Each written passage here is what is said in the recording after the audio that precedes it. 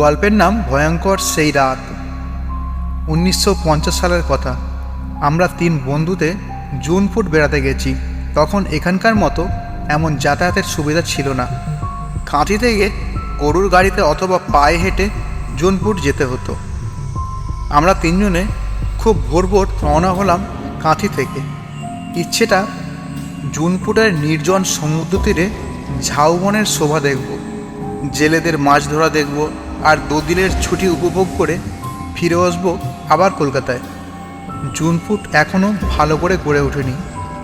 তখনকার অবস্থা তাহলে বোঝো। না ছিল হোটেল, না ছিল থাকার ব্যবস্থা, না কোনো কিছু। জঙ্গলময় একটি গ্রাম ছিল জুনপুট। গ্রাম থেকে সমুদ্র তীরের দূরত্ব ছিল প্রায় 1 মাইল। আমরা কাঁথি থেকে মাইল 5 পায়ে হেঁটে যাওয়ার পর জুনপুটের সমুদ্র তীরে পৌঁছালাম। আমাদের 3 জনেরই ছিল সেই প্রথম সমুদ্র দর্শন। সমুদ্রের বিশাল আকার দেখে আমাদের সে কি আনন্দ। তখন গ্রীষ্মকাল, এলোমেলো বাতাসের সঙ্গে পাল্লা দিয়ে ঢেউয়ের সে কি নাচুনি। তাই দেখে আমরা অভিভূত হয়ে গেলাম। সমুদ্র তীরের চনচনে রোদের উত্তাপ এড়াতে আমরা ঝাউবনে বসে নানা রকম আলোচনা করতে লাগলাম। আমাদের সমস্যা হলো থাকার ব্যাপারটা নিয়ে। কাছে পিঠে থাকার মতো কোনো আশ্রয়স্থানই দেখতে পেলাম না। কয়েকজন মাঝি মাল্লা সেখানে ঘোরাফেরা করছিল। তাদের জিজ্ঞেস করতে কেউ কথার উত্তর দিল না আমাদের। একজন শুধু বলল, এখানে কেউ থাকে না বাবু, এখানে থাকার সেরকম ব্যবস্থা নেই, আপনারা কাঁথিতেই ফিরে যান। আমার সঙ্গে যে 2 জন বন্ধু ছিল তাদের একজনের নাম বিমান, অপরজনের নাম প্রশান্ত। বিমান বলল, দেখুন আমরা অনেক দূর থেকে এসেছি সমুদ্র দেখব বলে, তা আপনাদের নৌকোতেই আমাদের 1 রাত থাকার ব্যবস্থা করে দিন না। মাঝি বলল, আমরা সন্ধ্যের আগে এখান থেকে চলে যাব। তাছাড়া বিশ্বাস করুন এ জায়গা ভালো নয়। কেন, চুরি ডাকাতি হয় নাকি? না না, কার কি আছে যে চুরি ডাকাতি হবে? অন্য উপদ্রব হয় এখানে, আপনারা থাকতে পারবেন না, কেউ থাকে না এখানে।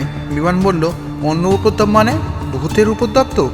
তাহলে শুনুন, ভূতে আমরা বিশ্বাস করি না, আর ভূত বলে যদি কিছু থাকেও তাহলে আমাদের উপদ্রবেই তারা পালাবে এখান থেকে। মাঝিটা একটু গম্ভীর মুখে তাকালো আমাদের দিকে, তারপর খুব রাগত স্বরে বলল, বাবু আমার মাথার চুল পেকে গেছে, আপনারা এখন ছেলে মানুষ, অনেক আচ্ছা আচ্ছা লোককে দেখলুম আমি, ওনাদের সম্বন্ধে একটু ভেবেচিন্তে মন্তব্য করবেন। বুঝতে পারছি আপনাদের নিয়তই আপনাদের মুখ দিয়ে এসব বলাচ্ছে, তবু বলছি শহর বাজারে যা করেন এখানে কোনো রকম গোয়ার্তমি করার চেষ্টা করবেন না, এ বড় খারাপ জায়গা।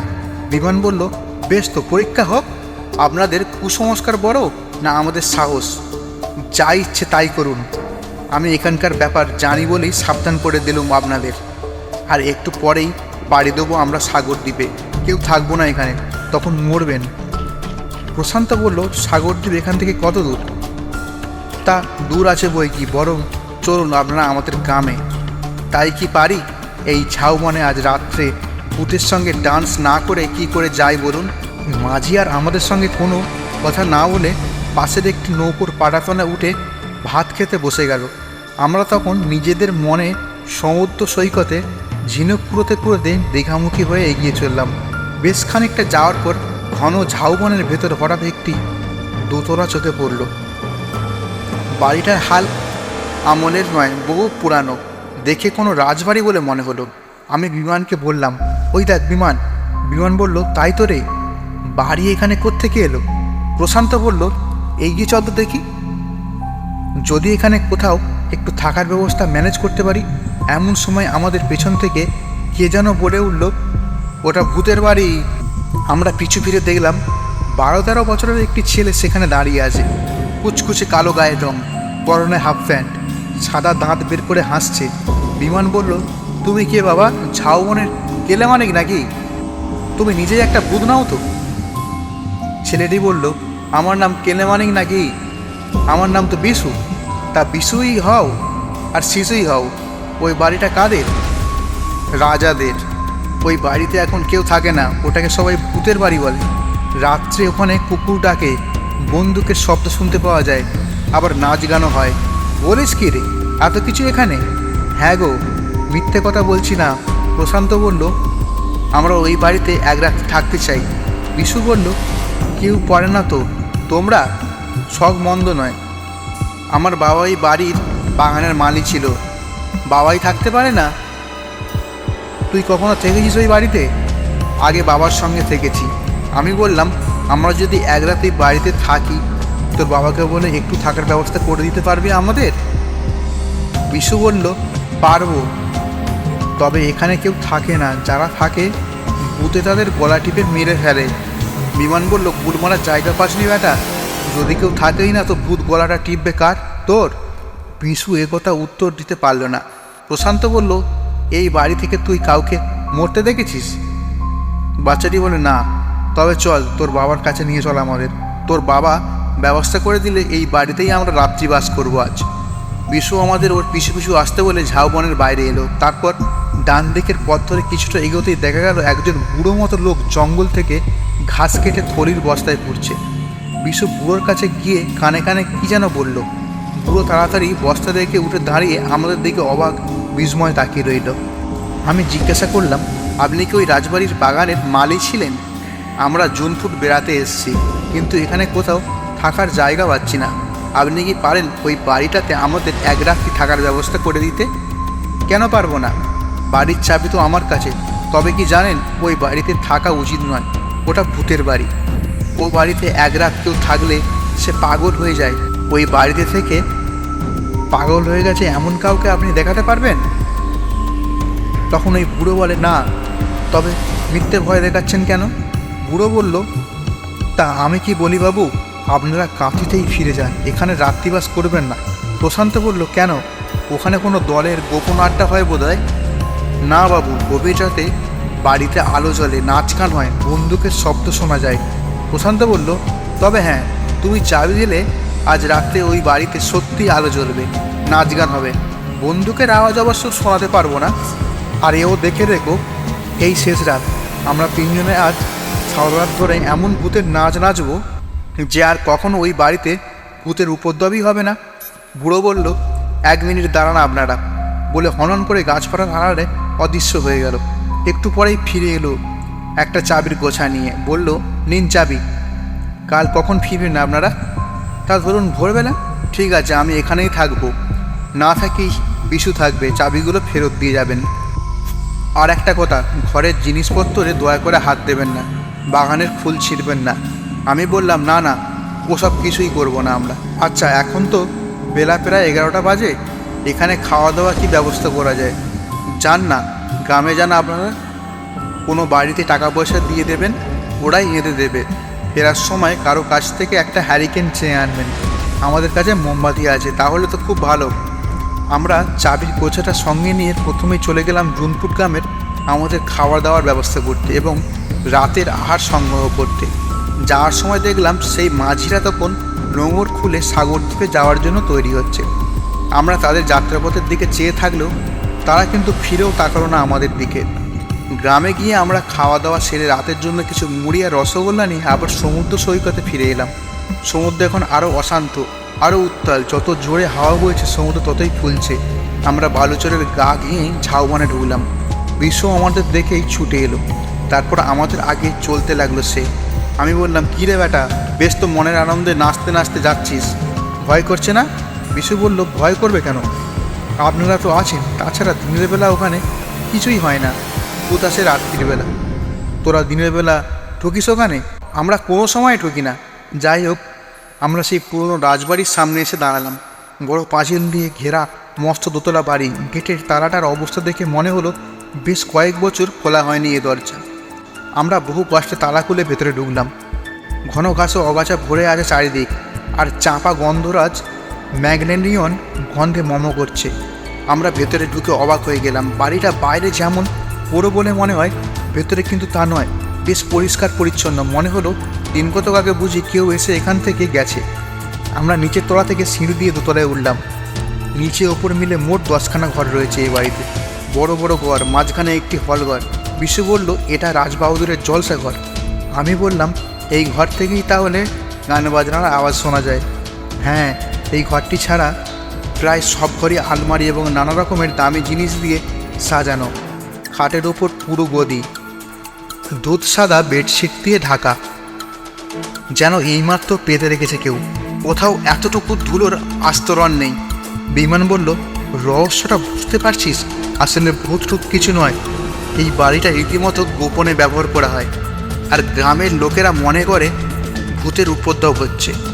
বিশু বলল, আপনারা বিশ্বাস করছেন না তো? থাকো না রাত্রিবেলা, তারপর বুঝবে। প্রশান্ত বলল, ভূত যদি থাকে তাহলে আমাদের সঙ্গে দেখা তো হবেই। আমরা আজ সারা রাত ধরে ভূতের সঙ্গে এই জলসা করে নাচ গান করব, তারপর কাল সকাল হলেই ভূতগুলোকে ধরে সোজা নিয়ে যাব তোদের গ্রামে। আমি বললাম, তুই আমাদের সঙ্গে থাকবি তো বিশু? তাহলে দেখবি ভূতগুলো কীরকম জব্দ করবো আজ। বিশু বলল, না বাবা, দরকার নেই। বিমান বলল, তুই থাকলে হতো কি, তোকে দেখেই ভূত পালাতো। যা কালো তুই, ভূতেরা বোধ হয় তোর চেয়ে ফর্সা। ভূত এলেই আমরা তোকে দেখিয়ে বলতাম, এই দেখ তোদের বাচ্চাকে আমরা ধরে রেখেছি। পিসু বলল, না না, এ বাড়িতে কিছুতেই থাকবো না। আমরা খাবারগুলো ঘরের ভেতর রেখে ওয়াটার বোতলটা দেওয়ালের হুকে ঝুলিয়ে আবার চললাম সমুদ্র তীরে। কেননা সন্ধে হতে এখনও অনেক দেরি। কী করব অতক্ষণ এই বাড়িতে চুপচাপ বসে থেকে? বিশেষ করে সারা রাত যখন ওই বাড়িতেই থাকতে হবে আমাদের, তার চেয়ে সেই বিচে গিয়ে একটু ঘুরে বেড়ালে সমুদ্রের অনেক নতুন নতুন রূপ দেখতে পাবো, ঝাউবনের ঝাউয়ের হাহাকার শুনতে পাবো। আসলে সমুদ্র দর্শনের জন্যই তো আমাদের এখানে আসা। সমুদ্রে এখন ভাটার টান, জল যতই সরে যাচ্ছে ততই বিভিন্ন রকমের ঝিনুকের খোলার বহর দেখা যাচ্ছে। আমরা কাড়াকাড়ি করে সেই সব ঝিনুক কুড়াতে লাগলাম। এমন সময় দেখি আমাদের অদূরে সেই নির্জন বালুচর এক সুন্দরী মহিলা নিজের মনে ঝিনুক কুড়িয়ে চলেছেন। দেখে বেশ বড় ঘরের বউ বলেই মনে হচ্ছে। এই মহিলা এখানে এলেন কোথা থেকে? হঠাৎ ঝাউবনের ভেতর থেকে এক স্মার্ট যুবক বেরিয়ে আসতে দেখলাম। তিনি আমাদের দেখে দূর থেকে বললেন, এই যে ভাইয়ারা, শুনছেন? যাক, মহিলা তাহলে একা নন। আমরা তার দিকে এগোতে লাগলাম। যুবক আমাদের দিকে তাকিয়ে সাহসে বলল, আপনারা নাকি তারাই নাকি মশাই? কারা? মনে যারা নাকি ওই ভূতের বাড়িতে রাত কাটাতে চান? আগে হ্যাঁ। আপনারা কি সত্যি ওই বাড়িতে থাকবেন? তাছাড়া আর উপায় কি বলুন? এখানে সমুদ্রের ধারে এই বাড়িটা ছাড়া আর তো রাত্রিবাসের উপযোগী কিছুই দেখছি না। এখন গ্রীষ্মকাল, ইচ্ছে করলে আমরা এই ঝাউবনের বা বালিচোড়াতে রাত কাটাতে পারতাম। তবে বাড়িটা তো ভূতের নয়। ধরুন যদি সাপে কামড়ায়, সাপকে ভয় করি, তাই সাহসে ভর করে ওই বাড়িতে রাত কাটাবো আমরা। তাছাড়া এও একটা অ্যাডভেঞ্চার। ভূতের গল্প অনেক শুনেছি, কিন্তু ভূতকে চাক্ষুষ কখনো দেখিনি, তাই জেদের বসে থাকছি ওই বাড়িতে। ভূত যদি থাকেও এই সুযোগে তার দেখাটা পেয়ে যাব। যুবক উৎসাহিত হয়ে বললেন, তাহলে ভাই একটা কথা বলবো। বলুন। আজ রাত্রে ওই বাড়িতে আমাদেরকেও আপনি সঙ্গী করে নেবেন? সে কি, ভয় করবে না আপনাদের? আমরা দুজনে হলে ভয় করতো, কিন্তু আপনারা যখন আসেন তখন ভয় কি? আমরা সঙ্গে সঙ্গে রাজি হয়ে গেলাম। বললাম, দেখুন, যতই সাহসে ভর করে থাকি না কেন, তবু আমরা তিনজন। আপনাদের পেয়ে আমাদের বুকে বল এলো আরও। আর কিছু না হোক, সারা রাত গল্প করেও তো কাটাতে পারবো। যুবক অদূরে ঝিনুক কুড়োতে ব্যস্ত থাকা মহিলাকে ডাকলেন, সাথী একবার শুনে যাও। মহিলা এক কোষো ঝিনুক নিয়ে এগিয়ে এলেন। এরাই সেই তিনজন যারা ওই বাড়িতে রাত্রিবাস করতে যাচ্ছেন। আমি এতে রাজি করিয়েছি যাতে আমাদের সঙ্গে নেয়। মহিলা খুব খুশি হয়ে বললেন, অজস্র ধন্যবাদ। আমি বললাম, আপনার ভয় করবে না? না ভাই, এত আমার ভূতের ভয় নেই। বিশেষ করে আপনাদের মতো ভাইয়ের সঙ্গে পেলে আমি এক রাত কেন 10 রাত এই বাড়িতে কাটাতে পারি। আমি বললাম, খুব ভালো হয়। আমরা অবশ্যই সকালে কাজে চলে যাব। কিন্তু আমরা যে ওই বাড়িতে রাত্রিবাস করতে যাচ্ছি, একথা কে বললো আপনাদের? সবাই বলেছে, সবাই জেনে গেছে আপনারা আজ ওই বাড়ির অতিথি। এমন সময় বিশু এলো হঠাৎ ছুটতে ছুটতে। আমি বলেছি গো। অদূরে মালিপুরোকেও দেখা যাচ্ছে। মালিপুরো ঘাসের বোঝা মাথায় নিয়ে কাছে এসে বলল, এই তো এনাদের সঙ্গে দেখা হয়ে গেছে দেখছি। তা ভালোই হয়েছে, দল বেঁধে থাকুন। তবে আমি এখন বলছি, যা করছেন ঠিক করছেন না। সূর্য তখন অস্ত গেল। মালিপুরো বলল, যান, একান্তই যাবেন যখন তখন এই বেলা চলে যান, আর দেরি করবেন না। বিশু হঠাৎ বলল, বাবা আমি যাবো ওদের সঙ্গে? মালিপুরো লাফিয়ে উঠল, খবরদার, ওই বাড়িতে কেউ যায় না। বিমান হঠাৎ ধরে বসলো। আচ্ছা, কেন আপনারা হয়তো ভয় পেয়ে এত ভীত হয়ে যাচ্ছেন? কবে কি হয়েছে তা জেনে আমরা এতজন যখন আছি, তখন ভয় কি? আমাদের সঙ্গে একজন মহিলাও রয়েছেন, তিনি ভয় পাচ্ছেন না, আর আপনি ভয়ে অস্থির হয়ে যাচ্ছেন। আপনি নিজে এক রাত থেকেই দেখুন না, তাহলেই সব প্রমাণ হয়ে যাবে ভূত আছে কি নেই। কিন্তু বাবু, ওই বাড়ির ভেতর থেকে গান বাজনার আওয়াজ আমি নিজের কানে শুনেছি। একটা কুকুরও কি সাংঘাতিক রকমের চিৎকার করে ডেকে ওঠে। রাতের অন্ধকারে ওই বাড়ির ভেতরে আলো জ্বলে। সেই জন্য তো বলছি, আজ রাত্রিরে আমাদের সঙ্গে থেকে আপনি নিজের চোখেই দেখে আসবেন ওখানে কি হয় না হয়। মালিবুড়ো একটু ভেবে বলল, আবার ওই বাড়িতে আপনারা আমাদের ঢোকাবেন? ঠিক আছে, আপনারা যান, আমরা খাওয়া দাওয়া সেরে রাত্রে শোবার সময় যাব। যাক, পথে এসেছেন দেখছি। ভূত থাকলেও ভূত আপনার কি করবে এটা শুনি? গলা টেপে মেরে ফেলবে, এই তো। যদি মেরেই ফেলে তাতেই বা হয়েছে কি? বলি, বয়স তো যথেষ্ট হয়েছে, আর কতদিন বাঁচবেন? মালিবুড়ো বলল, যান, তাড়াতাড়ি যান, ফটকটা খোলা রাখবেন, আমরা সময় মতো যাব। মালিবুড়োকে বিদায় দিয়ে আমরা পাঁচজনে ঝাউবনের ভেতর সেই পুরো বাড়িতে এসে ঢুকলাম। সঙ্গে টর্চ ছিল। টর্চের আলো পথ থেকে দোতলায় উঠে পাশাপাশি দুটো ঘর নিয়ে নিলাম আমরা। বাতি জ্বালালাম। মহিলা তো ঘর দেখে দারুণ খুশি। হ্যাঁ, এমন চমৎকার ঘর, খাট বিছানা, রাজবাড়ি একটা। এরা বলে কিনা ভূতের বাড়ি। আমার তো মনে হচ্ছে সারা জীবন এখানেই থেকে যাই। এরপর আমরা গোটা বাড়িটাকে দাপিয়ে বেরোলাম প্রায়। তারপর সিঁড়ির দরজা খুলে সবাই মিলে ছাদে উঠলাম। আহ, কি শান্তি! মাথার উপর নক্ষত্রচিত কালো আকাশ। আমি রাতের নীরবতা ভেঙে হঠাৎ চেঁচিয়ে বললাম, ভূত বাবাজি, আজ আমরা আপনাদের অতিথি। আপনারা কোথায়? মহিলা খিলখিল করে হেসে উত্তর দিলেন, সাড়া দেব না। আমি হাসতে হাসতে চেঁচিয়ে বললাম, তা বললে কি হয়, বলুন না কোথায়? মহিলা হেসে রুটোপুটি খেতে খেতে উত্তর দিলেন, আমি এইখানে আপনাদের সামনে। আপনার নামটা জানাবেন দয়া করে? হ্যাঁ, আমার নাম সাথী। যুবক অমনি হাসতে হাসতে বললেন, আমার নামটাও জেনে নিন, আমার নাম অরুণ কুমার। এবার আমরা সকলে হো হো করে হেসিয়ে গড়িয়ে পড়লাম। আমি বললাম, যাক, আজ রাতে আমরাই তাহলে ভূতের ভূমিকায় অভিনয় করব। যুবক অর্থাৎ অরুণ কুমার বললেন, সত্যি আপনাদের পেয়ে কি যে ভালো লাগছে আমাদের, না হলে আমরা দুজনেই তো হাঁপিয়ে উঠতাম। সাথীদি বললেন, চলুন, বেশি রাত করে লাভ নেই, খাওয়া দাওয়াটা সেরে নেওয়া যাক। আমাদের টিফিন ক্যারিয়ার ভর্তি লুচি আর মাংস আছে।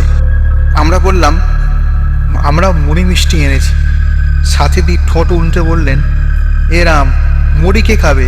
মুড়ি আমি খেতে পারি না, তার চেয়ে মিষ্টিগুলো বরং কাজে লাগান। আপনারা বসুন, আমি টিফিন ক্যারিয়ার নিয়ে আসছি। শুনুন, একলা যাবেন না। সাথীদি হেসে বলল, আমি একলাই যাব। আমি অরুণ কুমারকে বললাম, দাদা, ওর কথা শুনবেন না, আপনি বরং ওর সঙ্গে যান। বলা যায় না তো, যদি কিছু দেখে ভয়টা পান। অরুণবাবু বললেন, ঠিক আছে বলে সাথীদির সঙ্গে চলে গেলেন। একটু পরে সব কিছু নিয়ে উপরে উঠে এলেন ওরা। তারপর ছাদে বসে বেশ জুত করে লুচি, মাংস আর রসগোল্লা খেলাম। জল টল খেয়ে ঘুরে দেখলাম রাত 12টা। সাথীদি বললেন, আর ছাদে নয়, এবার নিচে চলুন। ও কি আনন্দের দিন আজ! আমার চোখে একটু ঘুম আসছে না। চলুন, এবার আমরাই সারা রাত ধরে গান গেয়ে চেঁচিয়ে হল্লা করে ভূতের উপদ্রব করি। এমন উপদ্রব করবো যে ভূত বলে কিছু থাকেও তারাও ভয় পালাবে। বিমান বলল, ঠিক কথা। আমরা যেই উঠতে যাবো অমনি কোথা থেকে একটা কেঁদো কুকুর এসে হাজির হলো সেখানে। সাথীদি লাফিয়ে উঠলেন, ও মা, এ কি এখানে কুকুর এলো কোথা থেকে? কুকুরটা তখন সাথীদির পায়ের কাছে এসে লুটোপুটি খেতে লাগলো। প্রশান্ত বলল, এই হচ্ছে তাহলে পোড়া বাড়ির ভূত, রাত্রিবেলা চেঁচাবে আর লোকে ভাববে ভূত ডাকছে। কুকুরটা এবার সাথীদিকে ছেড়ে আমাদের এঁটো পাতাগুলোর উপর লাফিয়ে পড়লো। তারপর কড়বড় করে মাংসের হাড়গুলো খেতে লাগলো চিবিয়ে। আমরা কুকুরটাকে ছাদে রেখে সিঁড়ির দরজাটা বন্ধ করে নেমে এলাম। নেমে এসেই দেখি আমাদের ঘরের পাশে মালিবুড়ো আর বিশু চুপচাপ বসে আছে। সাথীদি বললেন, এই তোমরা এখানে কেন? যাও, নিচে যাও ঘরে। এখানে আমরা শোবো, হল্লা করবো সারা রাত, ঘুমোতে পারবে না তোমরা। আমি মালিবুড়োকে বললাম, হ্যাঁ সাথীদি ঠিকই বলছেন, তোমরা নিচের ঘরে যাও, নইলে আমাদের দাবাদাবিতে তোমরা অস্থির হয়ে উঠবে। তারপর বিশুকে বললাম, কী রে বেটা, কেমন বুঝছিস? বিশু হেসে বলল, আপনারা শহরের লোক, সাহস আছে আপনাদের। যা, এবার নিচের ঘরে গিয়ে আরাম করে ঘুমোগে, ভয় পেলে ডাকিস। মালিবুড়ো হঠাৎ বলল, জলসা ঘরের দরজা খুললো কে? আমরা খুলেছি, ওটা এক্ষুনি বন্ধ করে দিন। সাথীদি বললেন, থাক না খোলা, আজ রাত্রে আমরা যদি ওখানে গান বাজনা করি। মালিবুড়ো সাথীদির কথার উত্তর না দিয়ে বলল, এই ঘর অভিশপ্ত, এই ঘরের দরজা খুলবেন না, কোনো রকমে এই রাত্রে কাটিয়ে চলে যান এখান থেকে। আমি বললাম, না, আজ আর কোনো ঘরই বন্ধ নয়, সব ঘরের দরজাই খুলে দেবো আমরা। এই বাড়ির অভিশাপ আজ আমরাই কাটাবো। আপনাদের এখানে থাকতে দেওয়াটাই আমার ভুল হয়েছিল। ঠিক আছে, যা ভালো বোঝেন তাই করুন বলে মালিবুর ও বিশ্বকে নিয়ে চলে যায়। ওরা চলে গেলে আমরা কেউ আর শোয়ার ঘরে না ঢুকে জলসা ঘরে ঢুকলাম। বিমান রসিকতা করে বলল, এই তাহলে জলসাঘর, এই ঘরেই একসময় নাচ গানের ফোয়ারা ছুটত। তা যারা সেসব করতো তারা কোথায় লুকোলো বাবারা? শোনাও না একটু তোমাদের গান বাজনা।